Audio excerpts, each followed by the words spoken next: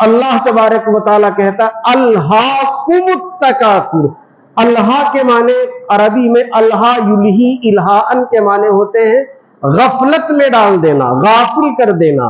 اللہ کہتا ہے کہ تمہیں بہتات کی طلب نے، کثرت کی تمنا نے، ایک دوسرے سے مال کی زیادتی نے غفلت میں ڈال دیا ہے.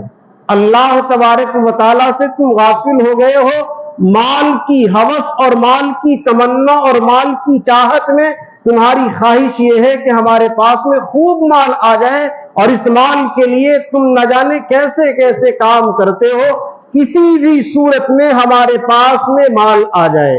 اس مال کی تمنا تمہارے اندر ہے. اللہ کے نبی صلی اللہ علیہ وسلم نے اس مال کے سلسلے میں فرمایا کہ آدمی بنی آدم کہتا ہے میرا مال میرا مال، لیکن اللہ کے نبی کہتے ہیں کہ اس کا مال ہے کہاں؟ اس کا مال تو وہی ہے جو اس نے کھا کر کے ختم کر دیا، جو اس نے پہن کر کے بوسیدہ کر دیا، یا جو اس نے صدقہ کر کے آگے بھیج دیا. باقی جو کچھ اس کے پاس میں ہے وہ اس کا نہیں ہے، وہ اس سے چھوٹنے والا ہے اور اس کے وارثوں کے لیے ہے. تو ہم اپنے مال کے بارے میں فکر مند ہے کہ میرا مال میرا مال. اللہ کے نبی کہتے ہیں کہ یہ مال اس کا ہے ہی نہیں. تو اللہ تبارک و تعالیٰ کہہ رہا ہے کہ تم مال کے زیادتی کی اور مال کے بہتات کی طلب میں آگے بڑھ رہے ہو، اور اس طلب اور اس کثرت نے تمہیں اللہ سے غافل کر دیا ہے. اور یہ چاہت کہاں تک ہے؟ اللہ کہتا حتی زرتم المقابر، مال مال کرتے کرتے قبر میں چلے جاؤ گے. حتی زرتم المقابر، یہاں تک کہ تم قبرستان چلے جاؤ گے. اللہ تبارک و تعالیٰ نے کہا کہ تمہاری خواہش دنیا میں ختم نہیں ہوگی. اللہ کے نبی نے فرمایا کہ اگر بنی آدم کے پاس ایک وادی سونے کی ہو تو وہ یہ تمنا کرتا ہے کہ ایک اور وادی سونے کی ہو جائے. دوسری ہوتی ہے تو تیسرے کی تمنا کرے. غرض اس کی تمنا کبھی ختم نہیں ہوگی یہاں تک کہ وہ مر جائے گا. جب موت آ جائے گی تبھی اس کی دنیا کی خواہش ختم ہوگی، موت سے پہلے اس کی خواہش ختم ہونے والی نہیں ہے. اللہ تبارک و تعالیٰ اب آگے کہتا ہے کَلَّا سَوْفَ تَعْلَمُونَ، اس مال کی جو طلب میں اور اس مال کی تمنا میں اور اس مال کی چاہت میں جو تم لگے ہوئے ہو، کَلَّا سَوْفَ تَعْلَمُونَ، تم ضرور جان لو گے کہ اس مال کی نحوست ہے کیا، اس مال کا وبال ہے کیا، اور اس مال کے نتیجے میں ہمارے ساتھ معاملہ ہونے والا کیا ہے. عنقریب تم اس کو جان لو گے. پھر اللہ کہتا ہے ثُمَّ كَلَّا سَوْفَ تَعْلَمُونَ، پھر تم ضرور بھی ضرور جان لو گے کہ مال کی تمنا ہے کیا، مال کی خواہش کرنا اس کے نتیجے میں کیا ہونے والا ہے، اس کو تم ضرور جان لو گے. اس کے بعد اللہ تبارک و تعالیٰ پھر تیسری بار کہتا ہے کَلَّا لَوْ تَعْلَمُونَ عِلْمَ الْيَقِينِ، اور تم یقینی علم کے ساتھ اسے جان لو گے. یقینی علم تمہیں حاصل ہو جائے گا کہ یہ مال کے نتیجے میں ہمارے ساتھ ہونے والا کیا ہے. علم کے جو یہاں پر 3 درجات بیان کیے گئے، ایک تو ہوتا ہے علم جسے ہم سنتے ہیں جانتے ہیں، اور ایک ہوتا ہے کہ یقین کے درجے میں ہم کسی بات کو جان گئے، اور ایک ہوتا ہے تحقیق کے ساتھ ہم نے اس بات کو جان لیا. اگر کسی نے ہمیں یہ اطلاع دی کہ آپ یہاں پر ہیں، آپ کے گھر میں فلاں حادثہ ہو گیا، تو یہ ہم نے سنا ہے. اب اس حادثے پر ہمیں یقین کب ہوگا؟ جب ہم جا کر کے اپنے گھر میں دیکھیں گے اور مجھے یہ معلوم ہو جائے گا کہ ہاں یہاں یہ حادثہ ہوا ہے، تو یہ یقین ہوگا. اسی طریقے سے یہ جو اللہ تبارک و تعالیٰ نے کہا ہے، یہ باتیں ایسی ہیں کہ جب قیامت، جب تم مرو گے تو مرنے کے بعد تمہیں یقینی علم حاصل ہو جائے گا. مفسرین نے یہاں پر ایک بات لکھی ہے کہ جب حضرت موسیٰ علیہ السلام کوہ طور پر تشریف لے گئے، اللہ تبارک و تعالیٰ نے انہیں تورات عطا کی، اور یہاں اپنی قوم کے کچھ لوگوں کے ساتھ کوہ طور پر تھے، اور ادھر قوم کے لوگوں نے گائے پرستی شروع کر دی تھی، گوشالہ پرستی شروع کر دی تھی. اللہ تبارک و تعالیٰ نے हजरत मूसा को कोहे तूर में ये बतला दिया कि तुम यहां आए हुए हो और तुम्हारी कौम ने वहां गाय की पूजा शुरू कर दी है।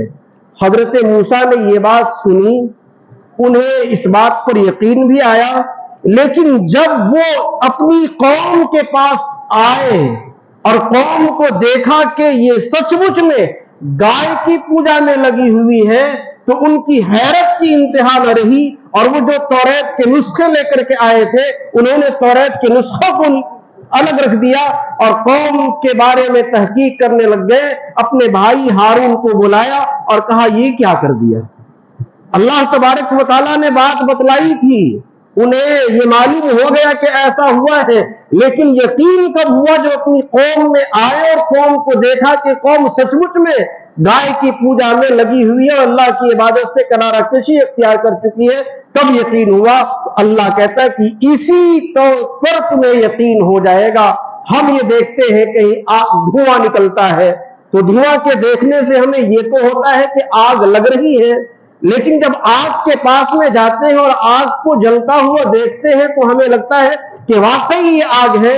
लेकिन चूंकि आज का दौर आर्टिफिशियल है, ऐसा भी हो सकता है कि आग की तरह कुछ हो जो कंप्यूटर से बना दिया गया हो, सचमुच में वो आग ना हो, तो हम उसमें उंगली डाल करके देखेंगे, उसमें उंगली में तपिश महसूस होगी, जलन महसूस होगी, तब हमें यकीन होगा कि हाँ ये यकीनन आग है। अल्लाह कहता है कि जिस तरीके से उंगली आग में डालने के बाद तुम्हें यकीन हो जाता है कि ये आग है, इसी यकीन के साथ तुम्हें मालूम हो जाएगा कि ये माल की तमन्ना जो नाजायज तुम्हारे दिलों में पड़ रही थी, उसका अंजाम क्या है। उसके बाद अल्लाह तबारक व तआला फिर कहता है सुम्मा लतरवुन्नहा ऐनल यकीन, फिर तुम इसको यकीन की आंख से देख लोगे। अब तक तो अल्लाह कह रहा था कि जान लोगे, फिर दोज़ख तुम्हारे सामने आ जाएगी और तुम यकीन की आंखों से देखोगे कि ये माल की हवस और माल की तमन्ना और माल की तलब और माल के मुकाबले में एक दूसरे से आगे बढ़ने की चाहत जो थी, उसका नतीजा क्या है। उसके बाद जो आखिरी बात अल्लाह तबारक व तआला ने कही, सुम्मा लतुसअलुन्ना यौमइदिन अनिन नईम, उस दिन हर आदमी से नेमतों के बारे में सवाल किया जाएगा। अल्लाह तबारक व तआला ने जितनी नेमतें इंसान को दी है, हर नेमत के बारे में सवाल किया जाएगा। मुफस्सिरीन ने कहा है इसकी तफसीर में लिखते हुए, आंख अल्लाह की नेमत है, जबान अल्लाह की नेमत है, समात अल्लाह की नेमत है, अकल अल्लाह की नेमत है। इन नेमतों के बारे में भी सवाल अल्लाह तबारक व तआला करेगा। अल्लाह ने माल दिया है, इस माल के बारे में भी सवाल करेगा। बल्कि हदीस में तो यहां तक आता है कि बनी आदम का कदम अल्लाह के दरबार से हिल नहीं पाएगा, सरक नहीं पाएगा, जब तक कि उससे 5 चीजों का सवाल न कर लिया जाए। सबसे पहली बात जो अल्लाह तबारक व तआला पूछेगा वो क्या है कि हमने तुम्हें जो जिंदगी दी थी, इस जिंदगी का इस्तेमाल कैसे किया। फिर अल्लाह तबारक व तआला कहेगा हमने तुम्हें जवानी में ताकत दी थी, इस जवानी को कहां इस्तेमाल किया। उसके बाद अल्लाह तबारक व तआला कहेगा हमने तुम्हें माल दिया था, ये माल कमाने के तरीके दिए थे, तुमने माल कैसे कमाया, जायज तरीके से कमाया, नाजायज तरीके से कमाया। जायज तरीके से कमाया है, ठीक है, नाजायज तरीके से कमाया तो क्यों नाजायज तरीके से कमाया, इसका जवाब उसके बाद इसी माल के बारे में दूसरा सवाल होगा कि इस माल को इस्तेमाल कहां किया।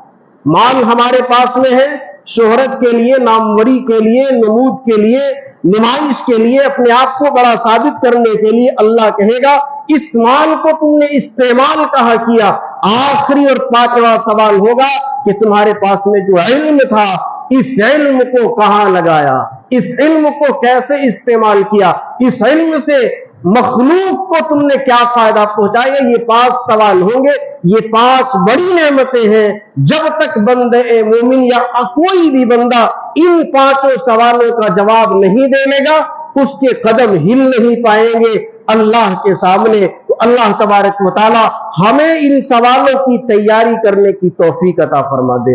और माल کمانا ضروری ہے لیکن جائز طریقے سے مال کو کمائیں اور تکاثر اور تفاخر کے لیے نہیں کہ ہماری تجوری میں ہمارے خزانے میں مال بڑھ جائے اور اس کے نتیجے میں ہم دوسروں سے فخر کرنے لگے، آئی فون لے کر کے نکلے اور اس میں ایپل کا جو نشان بنا ہوا ہے لوگوں کے سامنے جب بات کرے تو وہ دکھلائے تاکہ لوگ دیکھیں اور کہیں کیا بات ہے، آئی فون استعمال کرتا ہے۔